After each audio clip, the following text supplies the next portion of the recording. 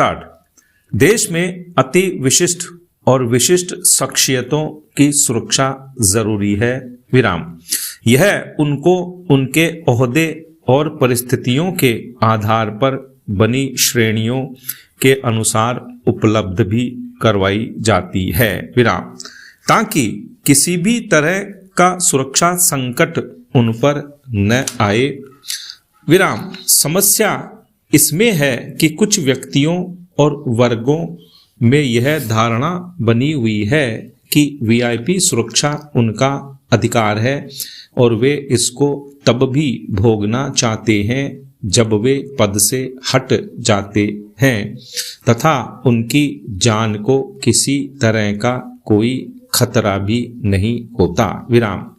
वे इस सुरक्षा को स्टेटस सिंबल मानकर चलते हैं, जिसका त्याग करना उन्हें गवारा ही नहीं होता, विराम। पैरा।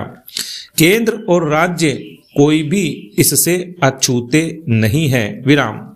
हर जगह इस तरह के उदाहरण बड़ी संख्या में मिल जाएंगे, विराम। ताजा प्रसंग दिल्ली में निवास करने वाले 18 पूर्व केंद्रीय मंत्रियों और 12 पूर्व सांसदों से जुड़ा हुआ है, विराम। व्यवस्था के तहत पद से हट जाने के बाद सामान्य परिस्थितियों में सुरक्षा खुद ब खुद हट जाती है, लेकिन इन मामलों में सुरक्षा बनी हुई है, विराम। इसका भार सरकार पर ही पड़ रहा है, विराम। यहाँ यह बताना उचित होगा कि इन सभी को वाई श्रेणी का सुरक्षा कवच हासिल है, जो काफी खर्चीली है, विराम। अगर जरूरत हो तो खर्च वहन भी किया जा सकता है, लेकिन बिना आवश्यकता और समीक्षा के इसे जारी रखना तो पैसे की बर्बादी है, विराम।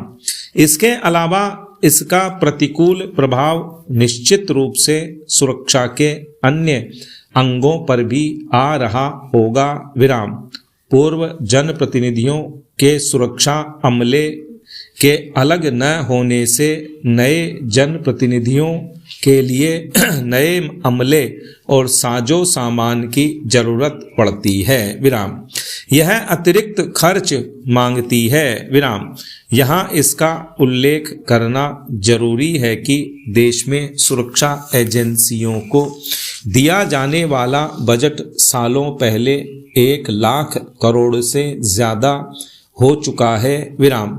संसद तक में इसकी बात होने लगी है कि जहां संभव हो सके सुरक्षा खर्च में कटौती की जाए, विराम। प्रधानमंत्री नरेंद्र मोदी और नेता प्रतिपक्ष राहुल गांधी तक के सुरक्षा खर्च में कुछ कटौती के कदम भी देश देख चुका है, विराम।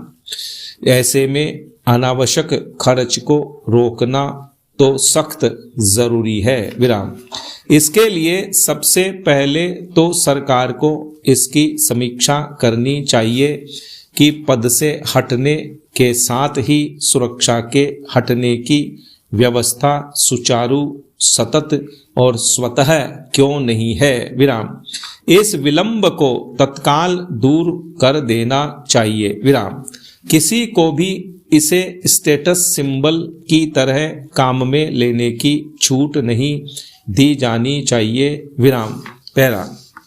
यह व्यवस्था सभी राज्यों में भी सख्ती से लागू की जानी चाहिए, विराम।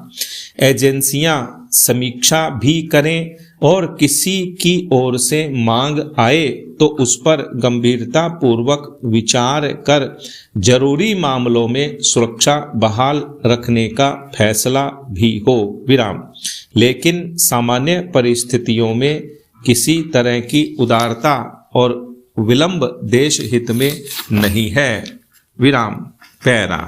संसद के शीतकालीन सत्र में केंद्रीय गृह मंत्री अमित शाह के भाषण के एक अंश को लेकर संसद से सड़क तक आम्बेडकर पर राजनीतिक संग्राम नए साल में जारी रहेगा। क्योंकि मूल मकसद दलित वोट बैंक को रिझाना है। विराम। इसी वोट बैंक की लड़ाई के चलते भाजपा और कांग्रेस सांसदों में कथित धक्का मुक्की की अशोभनीय स्थिति भी आ गई थी। विराम। 18वीं लोकसभा के चुनाव में भी आम्बेडकर गेम चेंजर मुद्दा साबित हो चुके हैं। विराम। भाजपा के कुछ अति उत्साही नेताओं ने लोकसभा चुनाव के लिए 400 पार का नारा देते हुए कहा था कि संविधान बदलने के लिए इतनी सीटें चाहिए। विराम। कांग्रेस समेत 2 दर्जन दलों के विपक्षी गठबंधन इंडिया को ऐसा चुनावी मुद्दा मिल गया जो सबसे कारगर साबित हुआ। विराम। विपक्ष ने प्रचार किया कि भाजपा की 400 सीटें आ गई तो वह बाबा साहेब आम्बेडकर द्वारा बनाया गया संविधान बदल देगी और संविधान प्रदत्त आरक्षण भी छीन लेगी। विराम। पैरा।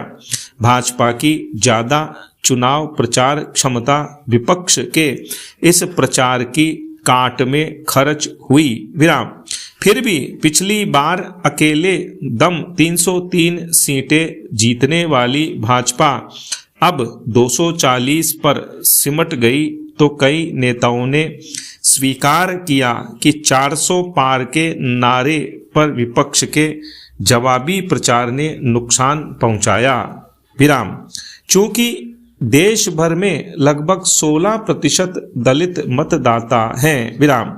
उत्तर प्रदेश, महाराष्ट्र, बिहार, पंजाब और हरियाणा समेत कई राज्यों में तो इनके बड़े हिस्से के समर्थन से ही चुनावी बाजी पलट जाती है। विराम। उत्तर प्रदेश में मायावती इसी की बदौलत 4 बार मुख्यमंत्री बनने में सफल रहीं। विराम। बिहार में राम विलास पासवान का भी मुख्य जनाधार दलित वर्ग ही रहा। विराम। पैरा। डॉक्टर आम्बेडकर दलितों के सबसे बड़े सम्मान प्रतीक हैं। विराम। दलित उन्हें मसीहा मानते हैं। विराम। इसलिए चुनाव दर चुनाव आम्बेडकर के अनुयायियों को साधने की जंग किसी न किसी रूप में दिखती रहेगी। विराम। संसद में संग्राम के बाद दिसंबर के अंत में ही कांग्रेस देश भर में आम्बेडकर सम्मान सप्ताह मना चुकी है। विराम। नए साल में भी वह इस मुद्दे को छोड़ेगी नहीं क्योंकि यह उसके चुनावी पुनरुत्थान के लिए अनिवार्य है। विराम। बेलगावी अधिवेशन के 100 साल पूरे होने पर वहां हुई कांग्रेस कार्य समिति की बैठक में अध्यक्ष खरगे 2025 को कांग्रेस के सशक्तिकरण का वर्ष बता चुके हैं। विराम।